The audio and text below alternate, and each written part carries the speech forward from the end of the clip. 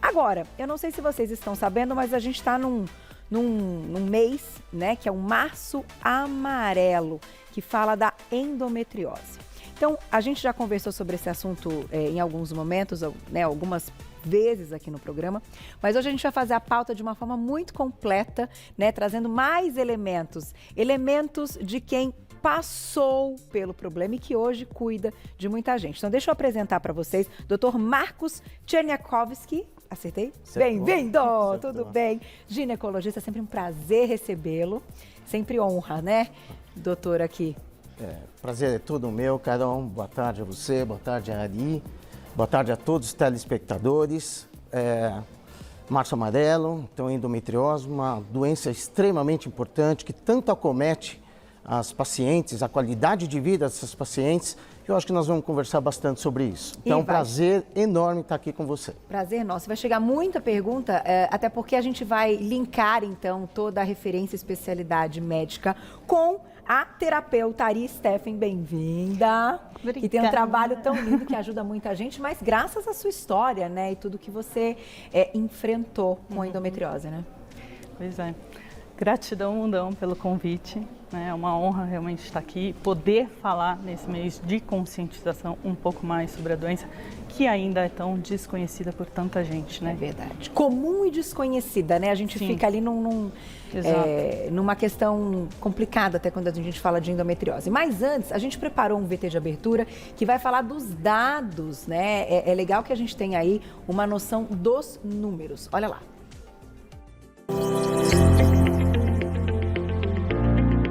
No mês mundial de conscientização sobre a endometriose, a campanha Março Amarelo alerta para uma doença que afeta, em todo o mundo, 10 a 15% das mulheres em idade reprodutiva, segundo a OMS. Em um país de proporções continentais e populoso como o nosso, em que o sexo feminino representa aproximadamente 51,6% da população total, isso significa que cerca de 10 milhões de mulheres sofrem com a endometriose em solo brasileiro. É a doença ginecológica mais investigada nos dias de hoje. Recebeu o título de Doença da Mulher Moderna, em uma referência ao comportamento feminino atual, caracterizado por mulheres que engravidam com idade avançada, têm menos filhos e estão submetidas a altos níveis de estresse. Fique atenta aos sinais de seu corpo e inicie o tratamento adequado tão logo tenha sido feito o diagnóstico da doença.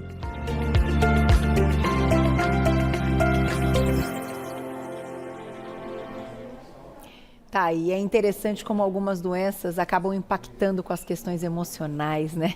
De forma muito clara. E que pena que essa parte emocional, né, doutora, ainda é um pouquinho mais difícil de tratar, né? Porque a gente está falando aí de um estresse que eu acho que hoje é o nosso desafio conseguir administrar o estresse com tanta coisa que a gente está vivendo. Então, até para iniciar, antes da gente ouvir sua história, eu queria que você contasse e explicasse, né, como é feito o diagnóstico, o que é então a endometriose. Muito bem, Carol. Essa é uma pergunta que, por mais que a gente ache que é básica, é impressionante como nós recebemos em nosso consultório a paciente que já passou por 2, 3, 5 médicos. E quando você pergunta a ela exatamente o que ela tem, o que é endometriose, impressionante como ela não sabe explicar nas palavras, mesmo em umas palavras mais tranquilas, o que ela tem. Então, eu acho que a primeira situação que nós temos é explicar a essa mulher o que é endometriose, falar para ela exatamente como que se dá isso, como que se forma a endometriose, para que ela tenha tranquilidade. Eu costumo falar que assim, ela tem que ser mais forte que a endometriose.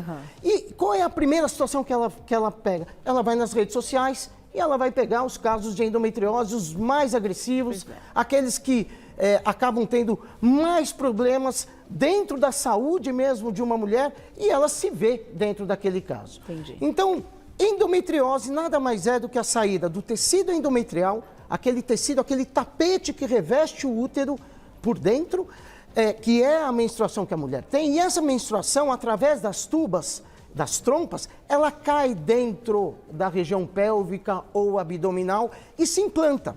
Então, 10% das mulheres no mundo inteiro, então aqui deu 10 milhões de mulheres. É bastante, né? Brasileiras. Nós estamos falando de 200 milhões de mulheres no mundo inteiro. Então, é bastante.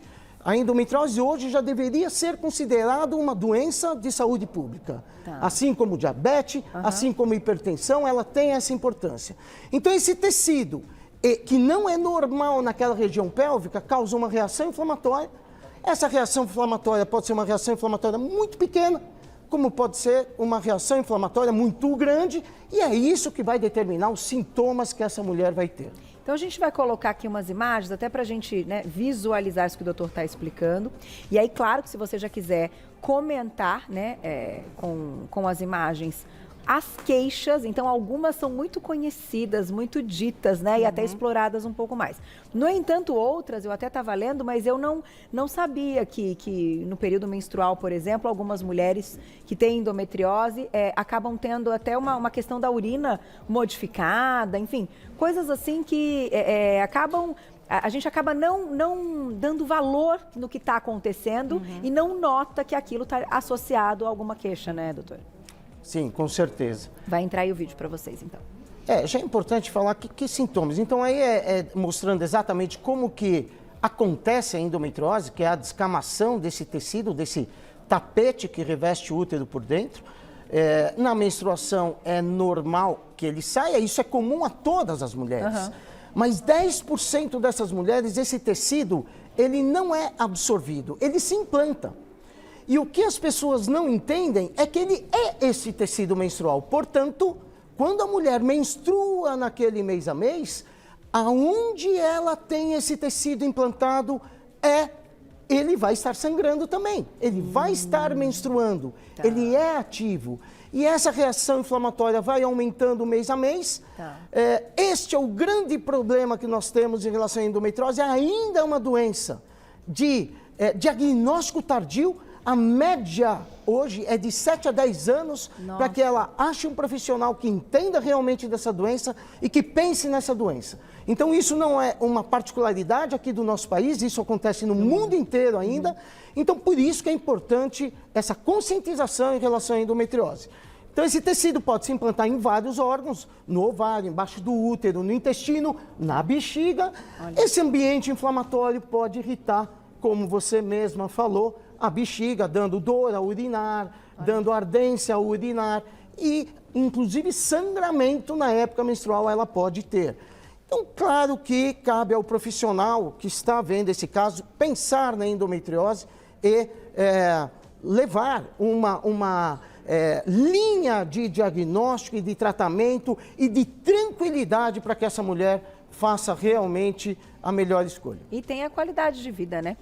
Agora, para a gente entender o trabalho, então, hoje, né? O seu trabalho que coloca ali numa situação realmente para conscientizar essas mulheres, você, durante anos, sofreu bastante até chegar a esse diagnóstico. Muito. Foram quase 12 anos para chegar num diagnóstico concreto. A princípio, um pouco mais difícil, porque eu tinha um ciclo regular, uma menstruação normal, não tinha cólica, não tinha dor, mas eu me deparei com a infertilidade. Eu não conseguia engravidar. E aí, depois da gestação, passou quase 3 anos até eu conseguir, né? Engravidei, minha filha nasceu por cesárea. Depois disso, as dores começaram. E aí você vai no médico, vai no outro, aí você acaba ouvindo, infelizmente, né? Que é uma cultura errada que a gente tem, eu digo, que cólica é normal. Mas como assim cólica é normal se eu nunca tive cólica? Então, para mim, não era normal. Mas eu precisei conviver com ela durante todos esses anos, porque não tinha o que fazer, né? Você vai num médico aqui, outro ali, e acaba ficando por isso mesmo. E até uma questão medicamentosa. Então, tome esse remédio durante o período, meio que tentando ali camuflar uma situação e não tratar, né? Exatamente. E diminui muito a qualidade de vida, né, gente? Também, exatamente. E aí, quando o diagnóstico chegou, veio aquele caminho que a gente sabe que é o tradicional, né? Ou você bloqueia a menstruação, ou você vai para a cirurgia, né? E assim fica. Eu acabei optando pelo bloqueio de menstruação, por pavor da cirurgia mesmo, fugi de todas as cirurgiões. Mas enfim, acabei entrando nisso, mas as dores continuavam e com isso vieram outros problemas, né? Eu passei por depressão, passei por síndrome do pânico, porque afeta tudo na nossa vida, né? E tirando que as dores estavam ali presentes também, né? Durante todos esses anos, enfim. Isso ameniza, mas não passa, né? E suspender a menstruação teve algum efeito? Porque daqui a pouquinho o doutor vai comentar o que hoje a gente pode considerar, claro, padrão ouro, tanto na investigação para a gente chegar no diagnóstico, quanto também para o controle da doença, né? Usar a palavra controle é importante. Hoje você está com um controle. Hoje eu digo que eu encontrei a remissão. Tá. Né? Então, assim, com a qualidade de vida, com tudo que eu vim fazendo, eu cheguei à remissão. A doença não se manifesta mais na minha vida, constatado em todos os exames, faço anualmente, enfim. Então, não tem manifestação mais da doença. Né? Que bacana! Mas a gente sabe que realmente não é uma doença que não tem cura, né?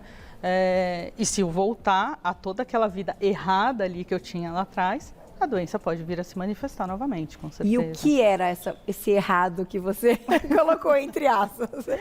Eu me alimentava mal, eu não tomava água, né? Eu era estressada, meu nome era trabalho, sobrenome hora extra, sabe assim? A pessoa era... Bem entendemos, né? É diretora dando risada aqui. Entendo. Então, tudo isso, eu falo que é um conjunto de coisas que realmente levaram ao diagnóstico, né? E no primeiro diagnóstico, eu, assim como muitas, me vitimizei, porque é comigo, enfim, né? E você acaba sofrendo, o mundo se abre, né? E você fala, entra num buraco sem fim, né? E aí, chegou um momento, né? As dores incapacitantes, em um determinado momento da minha vida, que eu não conseguia andar, não conseguia pisar no chão, não conseguia fazer nada.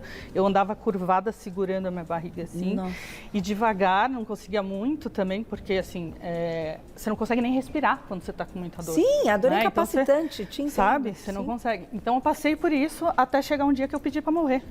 Falei, chega, Deus me leva porque eu não suporto mais isso. Eu pedi para morrer. E aí, dormi chorando nesse dia. No dia seguinte, eu acordei, não sei, né, com uma mistura de revolta, mas ao mesmo tempo aliviada e com uma paz que excede todo entendimento, eu digo. Eu não sei por que aquilo aconteceu. Quer dizer, hoje eu sei por quê, porque eu tinha uma missão, mas até então eu não tinha noção. Exatamente. Mas até então eu não tinha essa noção. Né? Mesmo assim, eu me obriguei a sair andando, assim, né, segurando a mão. E eu falei, eu não tenho mais nada a perder. Aí eu falei, eu vou atirar para tudo quanto é lado e começar a me entender, a me estudar e estudar as coisas que estão possíveis ao meu redor aí, que de repente eu possa vir a mudar, como alimentação. Né? Que tipo, legal. Eu comia muito errado. Aí a primeira coisa que eu fiz foi sair e comprar limão e cúrcuma. Louca, né? Anti-inflamatório, vitamina C, alguma... Tipo isso. E você foi mudando aos pouquinhos. Aí eu mudei, aos pouquinhos, eu vim estudando, vim me entendendo. Eu falo que eu virei cobaia de mim mesmo, né? Comecei a me testar com alimentação, com tudo, né? Tudo mais que... eu encontrava no meio do caminho, né? Eu falava, vou testar em mim e ver se dá certo primeiro. E comecei a fazer isso, porque eu não tinha mais nada a perder. Entendi. Ali eu já tinha pedido para morrer. Entendi. Né? Você chegou no seu exatamente, limite, no meu né? limite. E aí, com isso, as dores foram embora, eu voltei a menstruar normal e em menos de 2 anos eu tive o resultado ali de todo esse esforço que eu fiz. Encontrei a remissão, mas com isso não foi só a endometriose que foi embora, né? Foi a endometriose, a adenomiose, eu tive um teratoma, a bursite, sabe? Psoríase, então assim, eu acabei me curando de outras coisas, né? Porque eu curei minha alma em primeiro lugar, antes de tudo também, né? Não, e daqui a pouquinho a gente vai mostrar o livro e contar, né, o seu trabalho hoje nas redes sociais, que tem, né, o Instagram, um trabalho que você faz que hoje já tem muitas mulheres que participam para que possam se ajudar. Sim. Agora, antes de colocar a perguntinha do público, doutor, não posso deixar de te perguntar assim, não dá para considerar normal o momento que uma dor dessa acaba incapacitando o dia a dia de uma vida de uma mulher, de executar coisas simples até, né? Não é normal. Sem dúvida, Carol. Eu acho que o mais importante, hoje nós falamos, né? A mulher do século XXI, ela não tem que sofrer. Ponto. Não é normal ter dor. Nós não precisamos aceitar essa situação. Então, o relato da Ariane é tudo que a gente percebe no nosso dia a dia mesmo.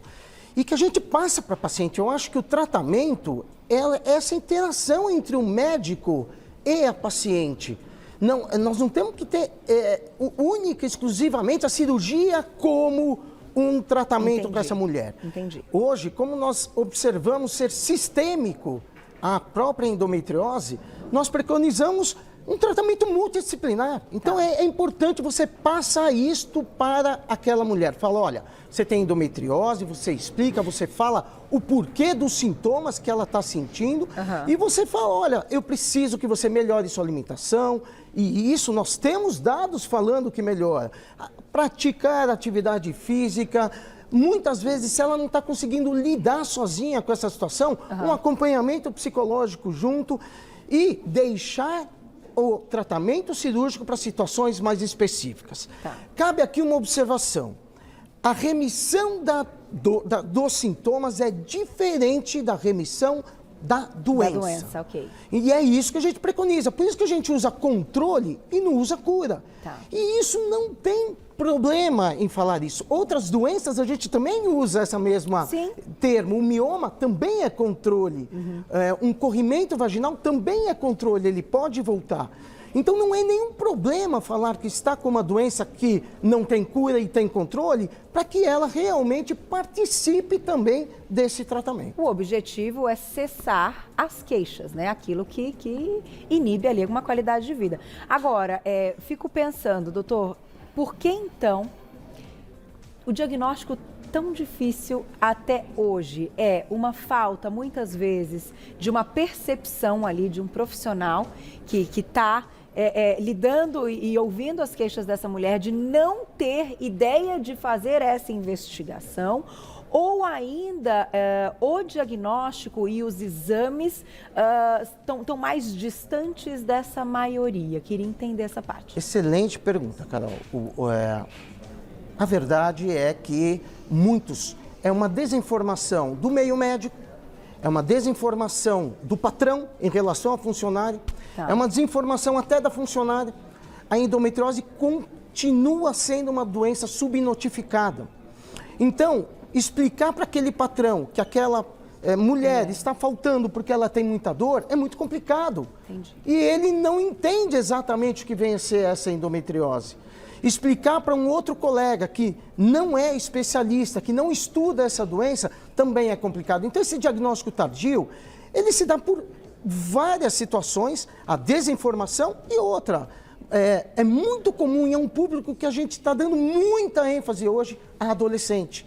Então, hoje nós sabemos que a maioria das doenças, na sua fase adulta, as mais agressivas, vem da época da adolescência, quando aquela adolescente tem muita cólica, quando aquela adolescente falta à escola. Então, se antigamente era um mito usar um anticoncepcional para que essa adolescente melhore a qualidade, hoje já é uma realidade. E essas adolescentes acabam ficando muito tempo com o anticoncepcional sem um acompanhamento de um colega. Entendi. E essa doença pode se manifestar também, sem ela ter esses sintomas. Ela evolui. Ela está, na verdade, suprimida, né, com o anticoncepcional. Entendi. E ela acaba não sentindo esses sintomas. Então, vários são esses fatores que fazem com que a gente ainda não consiga diagnosticar a endometriose de uma maneira mais tranquila. E no momento que essa mulher tenta engravidar, ela se depara com uma situação de infertilidade por todo esse tempo. Então vamos botar a perguntinha do público, já que chegaram várias na tela. Quem escreveu pra gente, olha lá. Obrigada, Alda, um beijo. Qual a diferença entre endometriose e adenomiose? Adenomiose. Adenomiose, então tá escrito errado aí. É o mesmo processo inflamatório. Os dois são processos inflamatórios. Alda, obrigado pela pergunta. A adenomiose é uma endometriose para dentro do próprio útero, então vai para a musculatura do útero. Então é esse tecido endometrial, essa camada interna do útero que penetra e vai se implantar no próprio músculo do útero. Isso é a adenomiose. Antigamente nós falávamos endometriose interna e o que nós chamamos de endometriose hoje, endometriose externa. Esse termo já caiu em desuso há muito tempo. Então, hoje nós usamos a adenomiose para essa infiltração do miométrio pelo endométrio e endometriose, a saída desse endométrio para fora do útero, para qualquer outro local. Então, o que pode ocasionar muitas vezes essa infertilidade é quando tem essas lesões, enfim.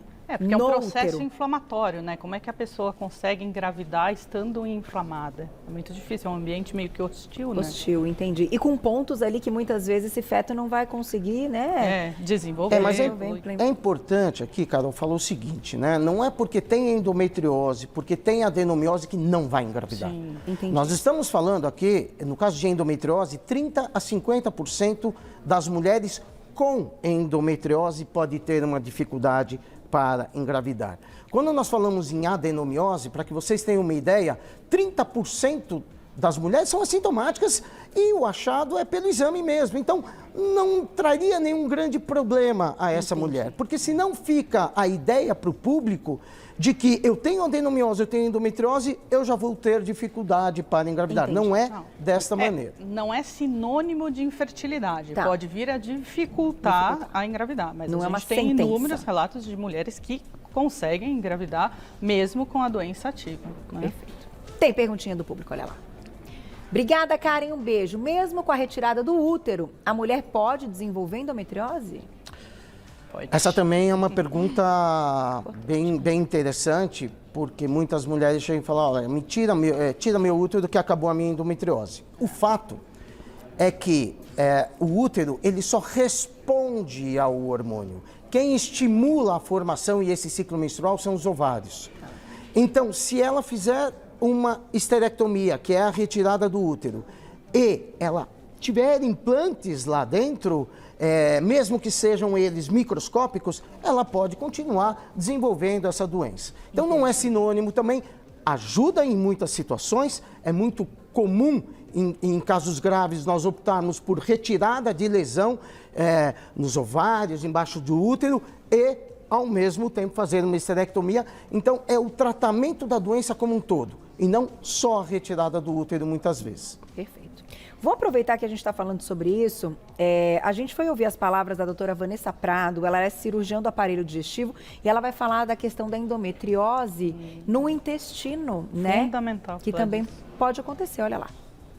Hoje eu estou aqui para falar de um tema super importante que vem muitos pacientes aqui no consultório, às vezes falando de queixas, de sintomas, que nem passa pela cabeça deles o que pode ser e é endometriose. Endometriose pode sim acometer o intestino, principalmente o final do intestino, que é o intestino grosso, que é a região do sigmoide.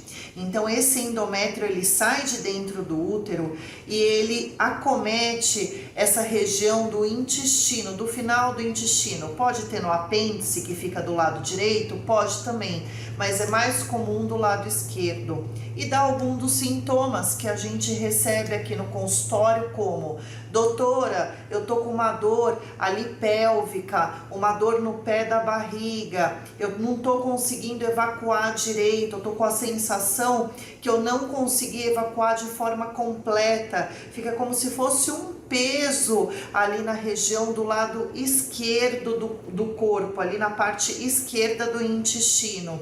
Essa dor, essa sensibilidade aumentada, às vezes essa dificuldade para fazer cocô, ou a sensação de evacuação incompleta, dor na hora da relação sexual e nos casos mais importantes, mais arrastados, que não fecharam um diagnóstico logo, né? Pode ter até sangramento, Carolzinha. Então, assim, endometriose é um diagnóstico aí do nosso dia a dia. A gente tem que ficar atento se tá com dor arrastada, dor pélvica, pode até dar ardência para urinar, fora as queixas ginecológicas.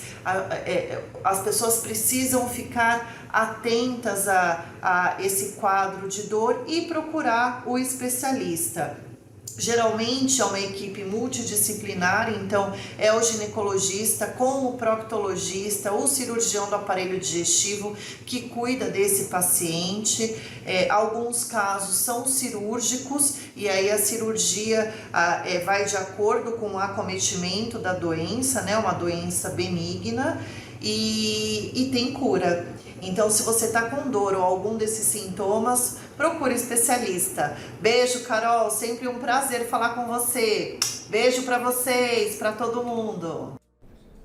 Um beijo, doutor. Estamos com saudade de você ao vivo, viu? Doutora Vanessa Prado é referência na aula, na área, é uma simpatia e sempre que a gente pode, né, envolver os assuntos e as especialidades, é realmente um prazer. Eu vou deixar o contato dela já antecipadamente para vocês, que é o @doutorabreviado Vanessa Prado, tudo junto no Instagram, @doutorabreviado Vanessa Prado com V, tá, gente? Não é com W, é com V o Vanessa dela. Prado, tudo junto. Obrigada, doutor. Ó, um beijo pra você. Vamos colocar a perguntinha do público? Chegaram tantas, gente, que acho que a gente tem uns minutos, né, Glaucio? Vamos colocar a perguntinha do público, agora que a gente já ouviu a palavra dela. Débora, obrigada, um beijo para você. A endometriose pode ser um problema genético? Não discutimos muito essa questão, o que leva, então, esses 10% aí das mulheres desenvolverem. Pode ou não, né? Na minha casa eu fui a premiada, sou a única que tenho. Mas a gente sabe, tem conhecimento de mulheres que vêm de mãe, filha, avó, irmão, enfim. A família toda acaba tendo, né? Aumenta a chance. Não, a parte genética, nitidamente, ela está envolvida na fisiopatologia, né, da endometriose. O que nós não sabemos é o que da parte genética. Entendi. E isso é que se estuda bastante, talvez seja uma das coisas que mais se estuda hoje em dia, não saber que gene que é, como, porque daí as drogas seriam formadas muito para isso. Então, tem um fator genético importante. Hoje nós sabemos que mulheres, filhas de mães que já tiveram endometriose, têm 5 vezes mais chance de terem endometriose. Tá. Então, isso já mostra um componente hereditário genético e uma parte imunológica também. Por que umas fazem de uma maneira mais tranquila e outras fazem de uma maneira mais agressiva? Tá. Então, a imunidade local é que se estuda bastante, também não se sabendo exatamente que parte da imunidade que possa estar afetando isso. Mas a questão emocional, claramente, né, mostra que tem influência. Se já existe uma predisposição a desenvolver doenças de cunho inflamatório, né, se entra né, o estresse, todas as emoções negativas agem no nosso organismo como automutilação, eu digo, né? E aí a gente pode vir a desenvolver, né, a apresentar no corpo físico a resposta desse emocional totalmente abalada, né? Não, eu acredito cada vez mais, a cada pauta aqui que a gente conversa com especialidades diferentes, para mim é cada vez mais nítido a questão do quanto esse estresse, o quanto, enfim, a forma como a gente vive hoje, por isso doença da mulher moderna, então falar dessa modernidade, infelizmente, nada benéfica, né, desse tipo de estresse, de correria que a gente tem que dar conta de tudo. Várias vezes eu falo aqui, falo em rede social, a gente não tem que estender a capa da Mulher Maravilha, a gente não tem a capa da Mulher Maravilha, nós não somos Mulheres Maravilha, não é verdade? Exatamente. Então eu acho que isso também é uma discussão, já que a gente está falando da saúde como um todo, que vale o nosso debate. Eu queria só, antes de encerrar, pedir para você contar o finalzinho só do hoje, o seu trabalho que ajuda tanta gente enquanto eu mostro o seu livro. Porque tá aqui, olha que livro lindo, O Meu Caminho Passou pela Endometriose. Ariane Steffen aqui, gente, que legal. Então você tem lá nas redes sociais. Na verdade, com toda a mudança que eu fiz, eu senti necessidade, óbvio, né? Eu falo de que vale todo aprendizado se a gente não pode passar adiante. Então eu comecei a divulgar a minha história e tudo que eu vim fazendo com relação a essa promoção de saúde. Porque anteriormente, né, como o doutor disse logo no começo, a pessoa que recebe o diagnóstico vai aonde? Vai ali para as redes sociais, vai para a internet e vê aquelas coisas que você fala, putz, daí eu vou morrer, arrasada, né? Você pensa que não tem solução, que não tem saída. E quando eu comecei essas mudanças, eu resolvi a divulgar, né, abertamente, sem censura nenhuma, e hoje a gente está aí fazendo esse trabalho porque a gente divulga saúde sem cultuar, de fato, a doença. E eu já vou deixar o Instagram para todo mundo, @endometriose sem censura, @endometriose sem censura no Instagram, para todo mundo acompanhar, mandar mais perguntas e deixar o contato também do doutor, que é sempre um prazer, também referência na área. Doutor Marcos, então, o telefone da clínica 3825-4555, 3825-4555, e lá nas redes sociais, @doutorabreviado. Marcos, aí agora eu vou soletrar para vocês. TCHER, certo? Certíssimo. É o seu sobrenome, eu brinco com ele, que é sopa de letrinhas. Cherniakowski. Exatamente. Ai, mas eu adoro, bonito, né? Mas lá nas redes sociais, abreviado, @doutor.marco_TCHER. A gente já encontra o seu trabalho. Obrigada. Carol, um super prazer estar aqui com você novamente, estar aqui com o seu público, falar sobre endometriose. Hoje a gente atua bastante, existe a Sociedade Brasileira de Endometriose, que isso é importante. Então, as pessoas podem no sbendometriose.com.br Legal. também entrar, são informações de credibilidade da sociedade. E agora, no final de abril, também vamos ter o Congresso Brasileiro de Endometriose, que eu acho que é muito bom para mostrar a importância que essa doença tem hoje E a em relação ao gente público. vai voltar a falar do assunto, certamente. Mandem perguntinhas. Muito obrigada, gente. Até a Obrigada. próxima, Eu viu? agradeço. Muito obrigada. Parabéns Obrigada. pela história. Muito legal.